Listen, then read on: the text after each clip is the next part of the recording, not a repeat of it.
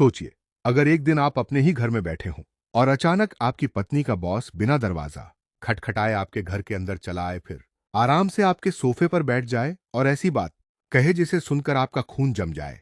मैं हमेशा से उन लोगों में रहा हूं जो छोटी से छोटी चीज भी नोटिस कर लेते हैं। ये कोई आदत नहीं बल्कि मेरी ट्रेनिंग का हिस्सा था।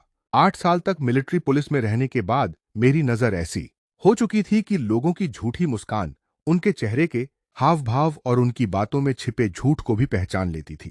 किसी की कमर पर छिपा हथियार हो या किसी की आंखों में छिपा डर, मुझसे कुछ नहीं छिपता था।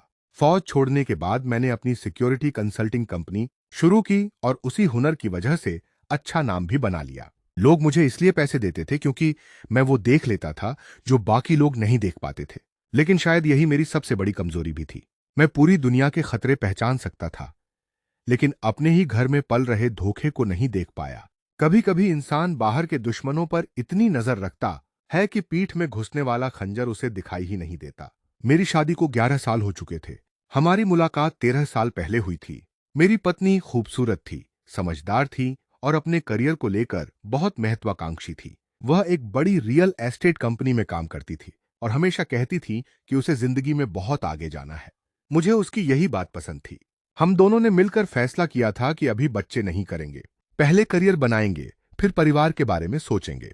आज सोचता हूं शायद अगर उस समय हमारा बच्चा होता तो शायद सब कुछ अलग होता। लेकिन बीती हुई बातों पर सोचने से सिर्फ दर्द बढ़ता है। करीब 5 साल पहले हमने अपना घर खरीदा था। बहुत बड़ा नहीं था, लेकिन हमारे लिए बिल्कुल सही था। शांत इलाका, अच्छा पड़ोस और सुरक्षित माहौल। घर का ज्यादातर पैसा मैंने अपनी मिलिट्री सर्विस से मिले फायदों की मदद से लगाया था, इसलिए घर मेरे नाम पर था। मेरी पत्नी को इससे कभी कोई परेशानी नहीं हुई। वह हमेशा कहती थी, जब मेरी प्रमोशन हो जाएगी तब हम इससे भी बड़ा घर खरीदेंगे। वह हमेशा आने वाले कल के बारे में सोचती थी। आज में खुश रहने के बजाय कल को बेहतर बनाने का सपना देखती रहती थी। घर में एक चीज ऐसी थी जिस पर मैंने खुलकर पैसा खर्च किया। पूरे घर में हाईटेक सिक्योरिटी सिस्टम, हर कमरे में कैमरे, मोशन सेंसर, क्लाउड बैकअप और कई लेयर की रिकॉर्डिंग। मेरी पत्नी अक्सर मजाक करती थी, तुम्हें लगता है कोई दुश्मन कभी भी हमला कर देगा? और मैं हंसकर बात टाल देता था। उसे पता था कि फौज में जो कुछ मैंने देखा था उसके बाद खुद को सुरक्षित महसूस करने के लिए मुझे इस सिस्टम की जरूरत थी। उसे मेरे इस स्वभाव से कभी शिकायत नहीं थी। कम से कम मुझे यही लगता था। घटना से करीब 2 हफ्ते पहले एक रात हम दोनों साथ में खाना खा रहे थे।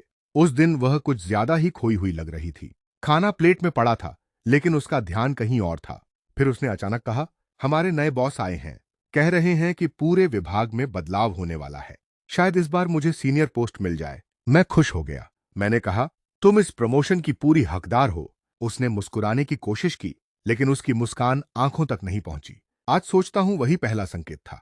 मुझे उसी दिन समझ जाना चाहिए था कि कुछ बदल चुका है। लेकिन जब इंसान भरोसा करता है तो सबसे साफ दिखाई देने वाले इशारे भी नजर नहीं आते। कुछ दिन बाद गुरुवार की शाम मैं अपने होम ऑफिस में बैठा एक क्लाइंट की सिक्योरिटी फुटेज देख रहा था। मेरी पत्नी ने मैसेज किया था कि आज फिर देर हो जाएगी, बॉस के साथ एक और मीटिंग है। मैंने जवाब दिया, कोई बात नहीं, अपना ध्यान रखना। उसका कोई जवाब नहीं आया। उस समय मुझे इसमें कुछ भी अजीब नहीं लगा। शाम करीब 8 बजे अचानक मुख्य दरवाजा खुलने की आवाज आई।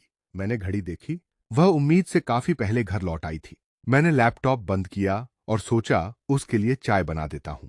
लेकिन अगले ही पल मेरी पूरी जिंदगी बदलने वाली थी, क्योंकि दरवाजे से अंदर आने वाली मेरी पत्नी नहीं थी, कोई और था। अगर आपको लग रहा है कि आगे जो होने वाला है वह आपकी सोच से भी ज्यादा खतरनाक है तो वीडियो को लाइक कर दीजिए और चैनल को सब्सक्राइब करना बिल्कुल मत भूलिए, क्योंकि असली कहानी अब शुरू होने वाली है।